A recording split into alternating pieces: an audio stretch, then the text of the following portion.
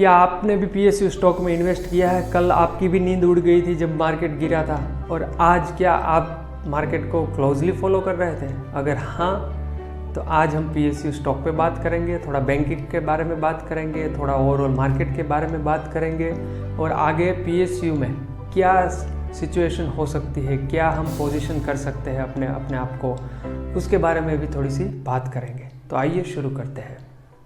बात करते हैं पीएसयू की। मार्केट में सब लोग बात कर रहे हैं कि पीएसयू ओवर वैल्यूड है, इसकी वैल्यू बहुत बढ़ गई है। मतलब जितना होना चाहिए प्राइस वहाँ से 2 गुना 3 गुना ऑलरेडी हो चुका है।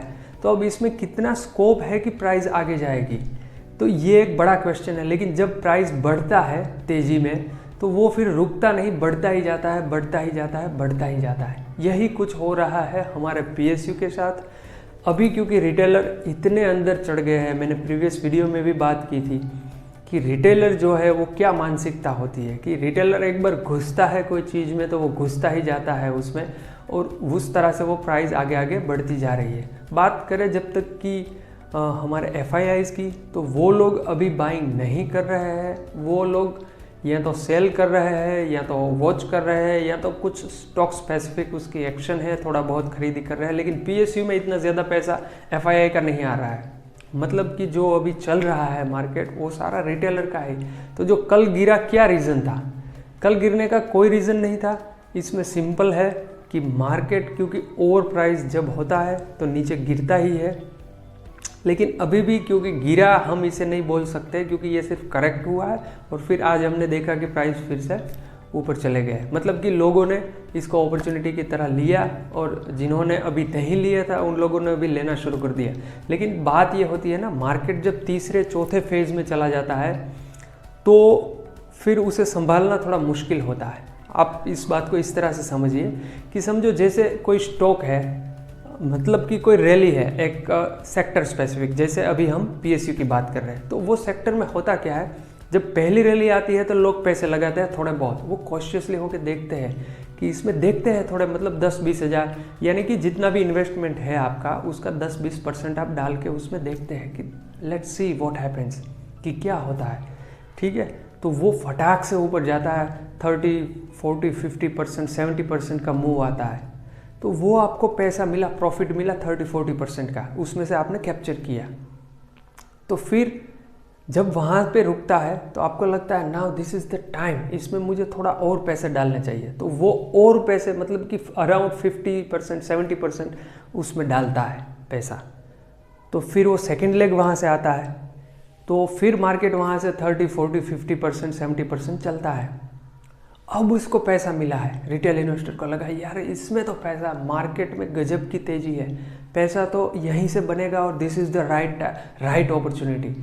तो फिर वो बाकी के उसके पास जितने पैसे हैं वो पैसे लेके डालता है, राइट। तो ये जो हमने जो लास्ट जो मूव देखा पीएसयू में, ठीक है, कि 100% हो गए, डबल मतलब रिटर्न हो गया, जितने प्रीवियस प्राइस थे वहाँ से डबल चला गया प्राइस। तो ये वही मूव था कि लोगों ने सारा पैसा लेके डाल दिए पीएसयू में। तो ये वो मूव था कि जितना भी एफआईआई के पास थोड़ा बहुत भी माल था उन लोगों ने दिया कि भाई लो, आप जितना चाहिए ले लो हमें से, हमें जाना है वापस घर, तो हम खाली होके जाना चाहते हैं। तो वो पैसा रिटेलरों ने डाल के जितना माल था ले लिया।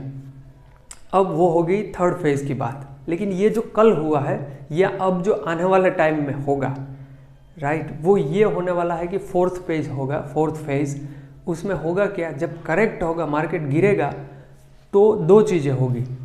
एक तो जिन लोगों ने प्लेज किया हुआ है स्टॉक, तो उसके पास ब्रोकरों के कॉल चले जाएंगे कि भाई आपका प्राइस गिर रहा है, आपका पोर्टफोलियो मोर देन 20% डाउन है, तो या तो आप पैसे लाइए या तो अपना स्टॉक बेच दीजिए। तो वो क्योंकि अब पैसे है नहीं, तो क्या होगा, वो स्टॉक बेचेंगे। तो स्टॉक बेचेंगे तो स्टॉक और गिरेगा। दूसरी बात, लोग उसको लेते हैं वहाँ से, तो वो स्टॉक गिरना स्टॉप हो जाता है। लेकिन होगा क्या इसमें, क्योंकि लोग अभी 100% इन्वेस्टेड है, उसके पास है ही नहीं पैसे, तो अब वो नया पैसा लेके आ नहीं सकता मार्केट में जब प्राइस नीचे आएगा।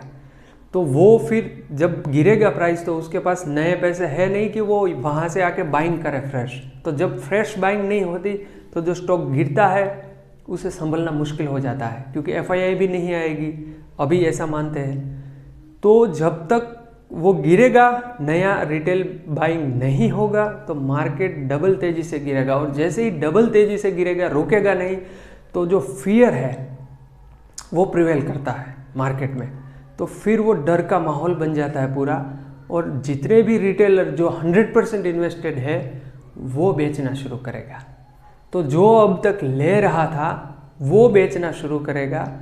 फिर मार्केट में होता ये है कि फिर जिसे हम बोलते हैं फ्री फॉल, कि वहाँ से फिर मार्केट ऐसे जाता है जैसे एक छुरी आप यहाँ से छोड़ दो, फ्री फॉल बिल्कुल नीचे, जब तक ज़मीन नहीं आ जाती तब तक नीचे, कि वहाँ पर नीचे जब तक कोई बाइंग नहीं आती, मतलब इतना प्राइस आ जाएगा कि लोगों को जिन लोगों ने बेचा है वो ऊपर, उनको ये लगने लगे कि नहीं ये तो बॉटम है, अब यहाँ से नीचे प्राइस नहीं जा सकता। फिर लोग वहाँ से जब लेना शुरू करेंगे, रिटेलर की बात कर रहा हूँ, जब वहाँ से बाइंग आएगी तो फिर वो स्टॉक रुकेगा, और तब तक वो बहुत ज़्यादा करेक्ट हो गया होगा। तो ये फिनोमिना हो सकता है, क्योंकि जो प्रीवियस है वो हमने देखा। इसमें एक दूसरा फिनोमिना ये है ना, जितने भी PSU स्टॉक में अभी जो घुसे हुए हैं रिटेल इन्वेस्टर, ज़्यादातर मोस्ट ऑफ पीपल वो है जो कोविड-19 के बाद मार्केट में आए हैं। मतलब कि इन लोगों ने अभी तक करेक्शन या जो मार्केट गिरता है, मंदी, अभी तक रियल मंदी देखी नहीं है मार्केट में। इन लोगों ने सिर्फ तेजी ही देखी है।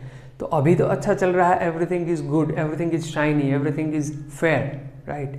तो अब सब ऊपर ही जा रहे हैं। 2020 से मार्केट इतना ज़्यादा गिरा ही नहीं है, कोई 1 साल 2 साल का ऐसा पीरियड नहीं आया है कि जहाँ से सब स्टॉक नीचे आए और फिर ऊपर जा ही ना पाए।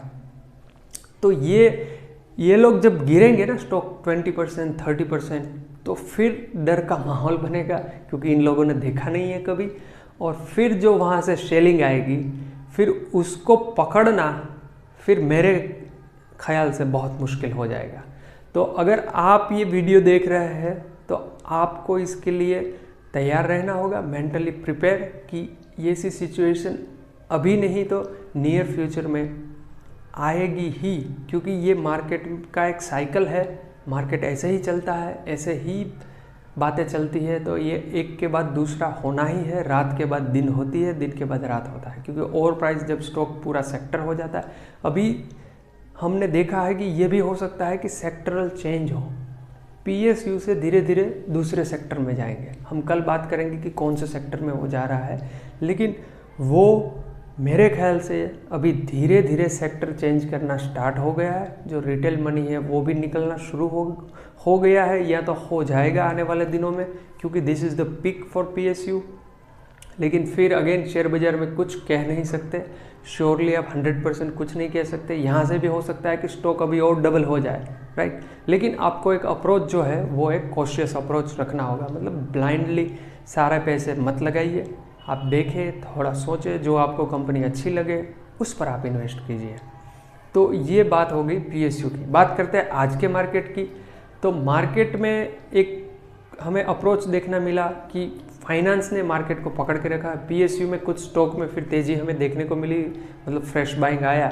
लेकिन जो मार्केट को उठाया आज अराउंड 0.60% जितना मार्केट चला, और जो बैंक निफ्टी है, बैंक इंडेक्स है निफ्टी का, वो तकरीबन 1.5% के आसपास चला। तो वो चलाने में फाइनेंस मेन था, क्योंकि डेटा पॉजिटिव आया था बैंकिंग रिलेटेड। तो लोगों को लगा कि नहीं, ये स्टॉक में, क्योंकि ऑलरेडी बैंकिंग काफ़ी दिनों से पिट रहा है, काफ़ी नीचे चला गया है, तो लोगों को अब शायद ऐसा लग रहा है कि this is a fair value for finance stocks, specifically banking. तो लोगों ने थोड़ा थोड़ा लेना शुरू कर दिया। जैसे हमने ICICI बैंक में हमें देखने को मिला कि लोगों को लग रहा है कि this is a fair value, कि अच्छी प्राइस है, कि यहाँ से अगर स्टॉक में हम इन्वेस्ट करें, एंट्री करें तो this is a good point, कि यहाँ से ज़्यादा नीचे अब जाने का इसका स्कोप नहीं दिख रहा है। तो ये एक थिंकिंग हो सकती है इसके पीछे। लेकिन जो सारी मेन चीज़ है वो अगेन रेट कट पे ही डिपेंड है, कि क्या आता है। फेड का रेट कट मई में आएगा, जून में आएगा, उस पर सारी निगाहें बनी हुई है। तो आज के लिए यही रखते हैं, कल फिर बात करेंगे। तब तक के लिए शुभ रात्रि, धन्यवाद।